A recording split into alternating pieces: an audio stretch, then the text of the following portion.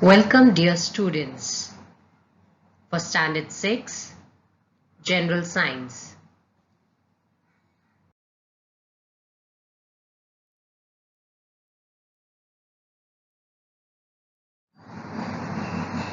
We will be learning with Chapter 1 Natural Resources Air, Water and Land. This session will be the Module 1 for this chapter. I am Ms. Jagjit Kaur.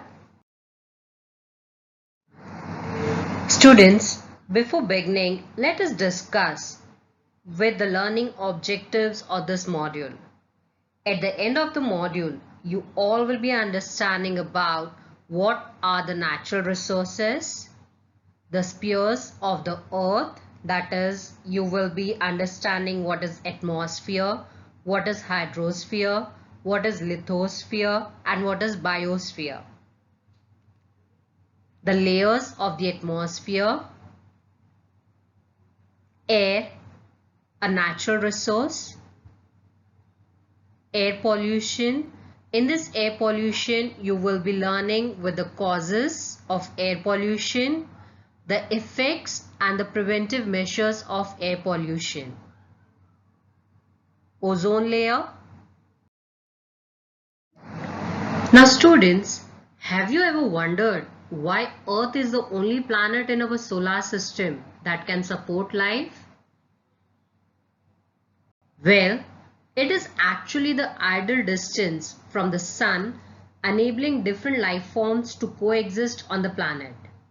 And for these life forms to survive, they need some resources.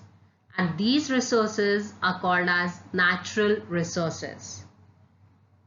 Now students, let us find out more about these natural resources. As you all know that the Earth is the only planet that is suitable for life in this universe. Life exists because of its interaction with the resources the Earth provides. It is this interaction that creates a balance between the living and the non-living resources and supports both of them. The three important non-living resources for us is the air we breathe, the water we drink, and the land we live on. Without these three resources, we cannot exist. So we can say that air, land, and water are the factors important for sustaining the living world on the earth and for fulfilling their basic needs. They are called natural resources. Now students, let us do a small activity by observing the picture given, and after observing the picture you have to answer the questions asked. So let us begin. Where do we see the birds?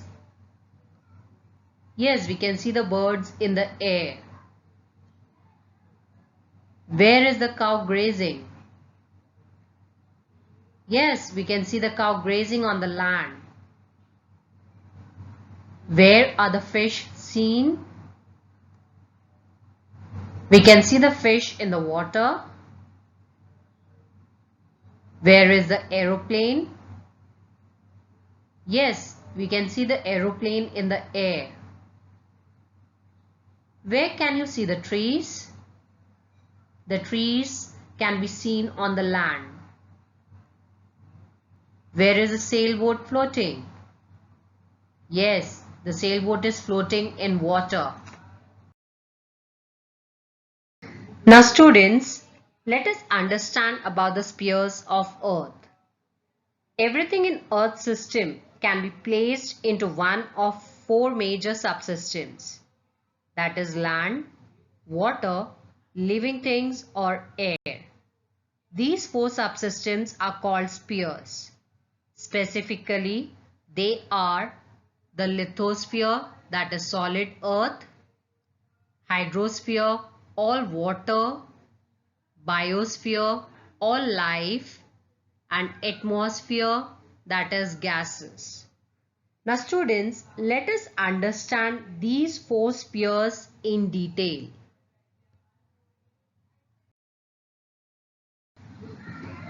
Now let us begin with the first sphere, that is the lithosphere. The land we live on is the lithosphere. The crust and the upper layer of the mantle together make up a zone of rigid, brittle rock called the lithosphere. It is made up of rocks and minerals. It is covered by a thin layer of soil.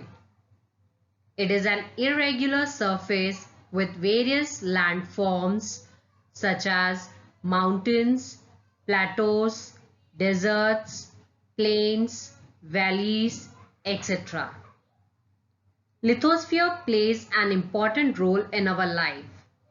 It provides us forest, grassland for grazing, land for agriculture and human settlements. It is also a treasure for various minerals. Now students, let us see about hydrosphere. The hydrosphere is the total amount of water found on the earth. It refers to the water bodies that are found on the earth's surface. More than 71% of the earth is covered with water. This water is found in all its forms, that is ice, the solid state, water, the liquid state, and water vapor, the gaseous state. The running water in the oceans, rivers and in lakes, ice in glaciers, and the underground water and the water vapor in the atmosphere. More than 97% of the Earth's water is found in oceans. Now students, let us understand about atmosphere. An atmosphere is a layer or a mixture of gases surrounding the Earth. It is also known as the outermost layer of the Earth. An atmosphere is more likely to be retained if the gravity it is subject to is high and the temperature of the atmosphere is low. The atmosphere can be divided into layers based on its temperature.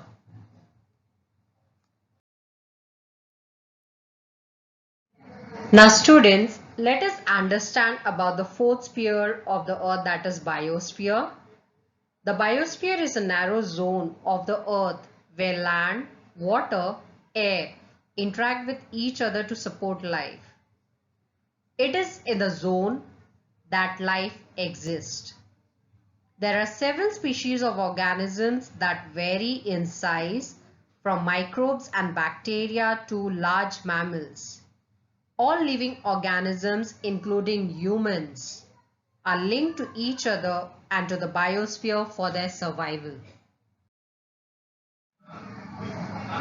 Now students, I hope that you understand about the spheres of the earth. Now let us understand about the layers of the atmosphere. Now Earth's atmosphere has a series of layers, each with its own specific traits.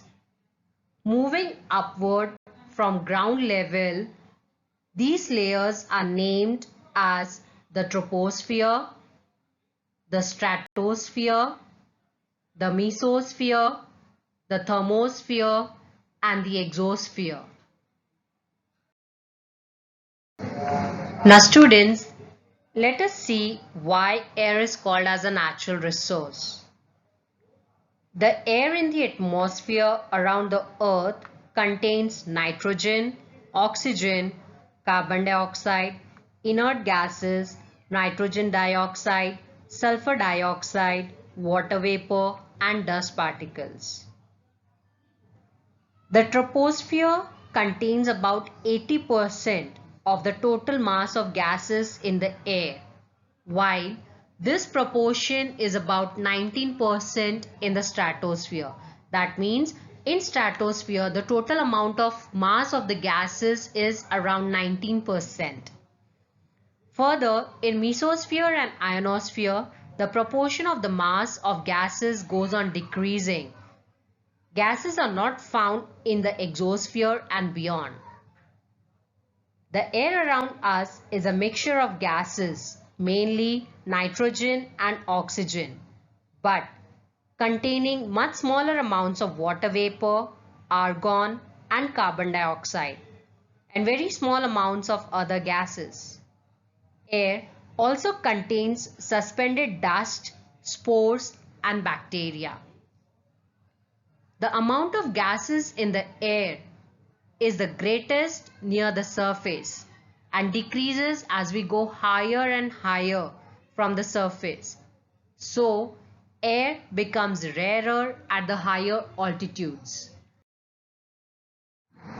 Students, now let us study about the proportions of the constituents of air and some of their uses. Now you can see a picture clearly showing the proportions of the various gases in the air.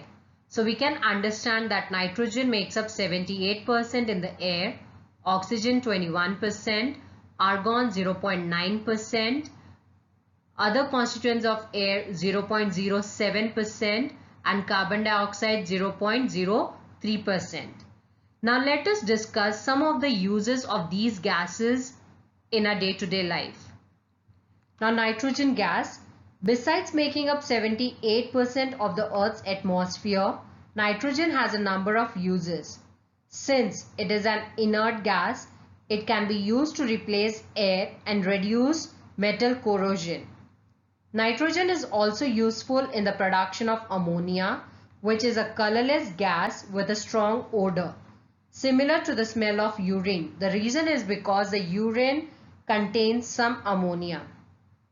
Ammonia can be directly used as a fertilizer by adding it to the irrigation water for plants. Nitrogen is also used to preserve the freshness of foods by packaging them in nitrogen. This greatly reduces spoilage of the food. Now next we will discuss the uses of oxygen. Oxygen is necessary for respiration in the living things. Respiration is the process that all living things go through to create the energy they need to live. It usually involves exchanging of two gases, that is inhaling oxygen, that is taking in, and exhaling carbon dioxide, giving out. This process is done when we are breathing. Though oxygen does not burn, it is an oxidizer, which means it supports the process of combustion. The next uses we will see is of carbon dioxide. Carbon dioxide is an odorless, colorless gas that is stable at room temperature. Living creatures produce carbon dioxide as a waste product of respiration, which is then utilized by plants to form food by the process called photosynthesis. Now students, in the picture shown, you can clearly understand that in the process of photosynthesis, plants gives out oxygen and takes in carbon dioxide. Carbon dioxide also has numerous industrial and commercial uses, ranging from fire extinguishers to electronic equipment manufacture. Now students, these fire extinguishers you can see in our school also. Now these fire extinguishers are filled with carbon dioxide gas under extreme pressure.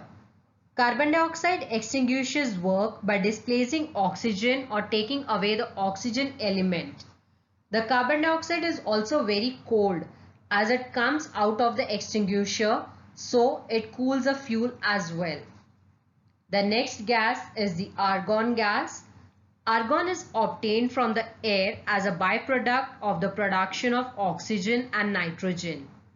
Argon is frequently used when an inert atmosphere is needed. It is used to prevent oxygen from corroding the hot filament in a bulb. The next gas is the helium gas. Helium is an inert gas and does not easily combine with other elements. Helium gas is used to inflate a small airship, scientific balloons and party balloons. Now student, what is airship? Airship is a large aircraft without wings consisting of a large bag filled with helium gas that is lighter than air and driven by engines.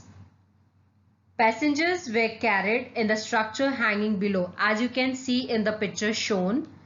It is also used as an inert shield for welding to pressurize the fuel tanks of liquid fueled rockets.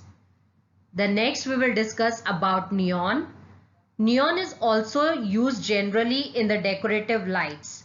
The reddish orange color emitted in the neon lights is widely used to make advertising signs. Neon is also used generically for these type of lights, when in reality many other gases are used to produce different colors of light. Also, neon is used in street lighting. The next gas is the krypton gas. The krypton is a colorless, odorless and tasteless noble gas that occurs in trace amounts in the atmosphere and is often used with other rare gases in fluorescent lamps. Krypton, like the other noble gases, is used in lighting and photography. The last gas is the xenon. Xenon flash tubes are used in very high speed or stop motion photography. Xenon have been used to produce an intense flash of white light. Now students, observe the pictures given and try to understand what is the similarity in the three pictures given below. Students, yes, correct. What you all are thinking is correct. You all can see smoke in all the three pictures. There is large-scale emission of smoke through different agencies. Now this smoke directly mixes with the atmosphere, disturbing the balance between the constituents of air. Now when balance between the constituents of air is disturbed, air pollution takes place. So students, now let us understand more about air pollution. First, we will define what is air pollution. Air pollution can be defined as the presence of harmful chemicals or pollutants in the air at levels that pose a health risk.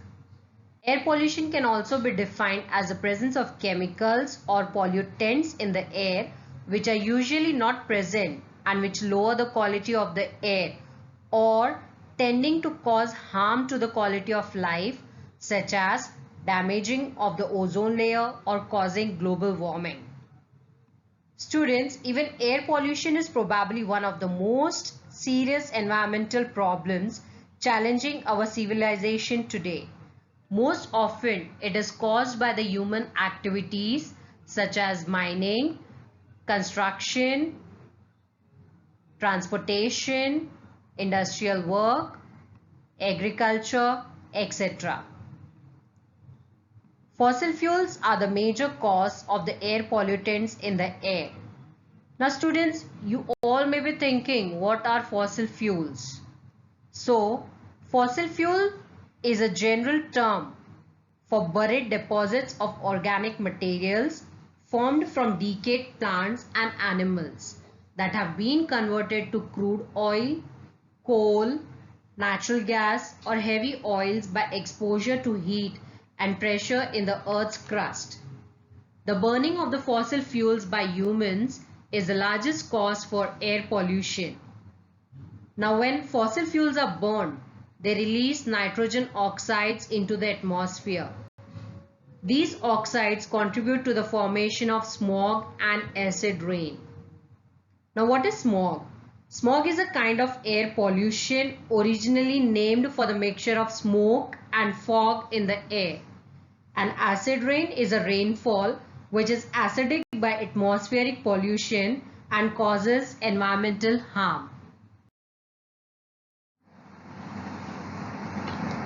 Now students, effects of air pollution and preventive measures of air pollution is not discussed in your textbook, but we will be learning various effects and preventive measures of air pollution just for your knowledge, which will help you all to maintain your environment pollution free. So we begin with the effects of air pollution. The first effect of air pollution is respiratory and heart problems. The effects of air pollution are known to create several respiratory and heart conditions along with causing cancer, also among other threats to the body. Due to direct and indirect effects, many people are known to have died. Children in areas exposed to air pollutants are said to commonly suffer from pneumonia and asthma. And the second effect of air pollution is global warming. Another direct effect is the immediate changes to the natural environment, ecosystem, and human societies that the world is witnessing due to global warming. With increased temperatures worldwide, increase in the sea levels, and melting of ice from colder regions and icebergs, displacement and loss of habitat have already given instructions for to be about to happen disasters for preservation and normalization aren't undertaken soon. The next is acid rain. Harmful gases like nitrogen oxides and sulfur oxides are released into the atmosphere during the burning of fossil fuels. When it rains, the water droplets combine with these air pollutants, becomes acidic, and then falls on the ground in the form of acid rain. Acid rain can cause great damage to human, animals, and crops as well. The next is eutrophication. Eutrophication is a condition where a high amount of nitrogen present in some pollutants gets developed on the sea surface and turns itself into algae and adversely affect fish, plants, and animal species. Now students, here algae is very simple, usually a small plant that grow in or near water and do not have ordinary leaves or roots. The green colored algae that are present on the lakes and ponds is due to the presence of this chemical only. Now this type of green colored algae you might have seen when you are visiting your village. Even in the lakes of the village you may see these kind of algae on the surface of the water. The next is effect on wildlife. Just like humans, animals also face highly destructive or damaging effects of air pollution. Harmful chemicals present in air can force wildlife species to move to a new place and change their habitat. The harmful pollutants deposit over the surface of the water and can also affect sea animals. The last is depletion of the ozone layer. Ozone layer exists in the Earth's stratosphere and is responsible for protecting humans from harmful ultraviolet rays coming from the sun. Earth's ozone layer is reducing due to the presence of chlorofluorocarbons, hydrochlorofluorocarbons in the atmosphere, which are released out from the air conditioners and the refrigerators used by us. As the ozone layer will go thin, it will emit harmful rays back on Earth and can cause skin and eye related problems. Ultraviolet rays, or we can say harmful rays coming from the sun, also have the capability to affect crops. Now students, let us understand the preventive measures for air pollution. The first is by using public mode of transportation. Public transportation like buses, trains is not only a great way to get to work, to school or to go for shopping. It is also an environment friendly mode of getting around because public transport carries many passengers on a single vehicle. It can reduce the number of vehicles, also the harmful gases which are emitted from the vehicles. Public transportation can help to reduce smog, which is mixture of smoke and fog, and also to meet air quality standards and to decrease the health risk of poor air quality. So, the next preventive measure is conserve energy. The two major motives for conserving energy are to to save on utility bills and to protect the environment. Energy conservation can be as simple as turning off lights or devices when you do not need them, because a large number of fossil fuels are burned to produce electricity. You can save the environment by reducing the number of fossil fuels to be burned. The next preventive measure is understanding the concept of reduce, reuse and recycle. Now students, what you do with your household waste, like the bottles or the cans which you are having as a household waste? No, you should not throw them away. Instead of throwing them away, you should reuse and recycle them. Like when we purchase a product with nominal disposable packaging or reusing an item, instead of buying new, we can save the energy. Even recycling the waste also saves energy and reduces pollution. For example, if you have empty bottles of soft drinks, do not throw them away.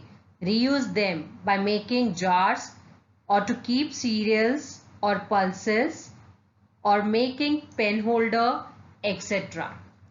The next is emphasis on clean green resources. Clean energy technologies like solar, wind and geothermal are on high demand these days. Governments of various countries have been providing grants to consumers who are interested in installing solar panels. Solar panel is a panel designed to absorb the sun's rays as a source of energy for generating electricity or heating. Solar energy panel systems do not produce air pollutants, also have minimal effects on the environment. The last preventive measure is using energy efficient devices. Energy efficient devices are designed to utilize minimum energy to complete the required task. Thus, they enhance energy conservation. By saving energy, these appliances reduces energy bills. At the same time, use of such devices are essential in controlling pollution. For example, CFL light, that is compact fluorescent light. You can see in the picture the colorful light, that is the compact fluorescent light. It uses 75% less electricity than a normal bulb to produce the same amount of illumination. It avoids carbon dioxide and other pollution from coal plants, thereby improving our health and environment. Now students, let us understand something about ozone layer. The ozone layer is a region of Earth's stratosphere that absorbs most of the sun's ultraviolet rays. The ozone layer absorbs 97 to 99% of the sun's harmful rays and does not allow to reach the Earth's surface, which otherwise would damage exposed life forms near the surface of the Earth. Ozone layer is being depleted by chemicals released by air conditioners or industries, mainly chlorofluorocarbons. Concerns are that increased ultraviolet rays due to ozone depletion has threatened life on Earth, including increased skin cancer in humans and other ecological problems. The United Nations General Assembly has designated September 16th as the International Day for the Preservation of the Ozone Layer. We can say as Ozone Protection Day. Now student, this was the end of module 1 for chapter 1, Natural Resources. So let us revise what we have learned in this module. The elements available in nature which fulfill the basic needs of the living things are called as natural resources. Air, water and land are important natural resources. Air is a mixture of gases. Air becomes rarer at higher altitudes. Air pollution is increasing day by day due to the harmful gases given out through combustion of fuels. Ozone layer is a protective shell of the earth. Now students, there is a small exercise for you all. You have to answer these questions. Why is it said that the ozone layer is a protective shell of the earth? What are the various constituents of air? Write its uses. Why are air, water and land considered to be a valuable natural resource? Thank you dear students. We will be back with the second module for the same chapter. Till then, goodbye and have a nice day.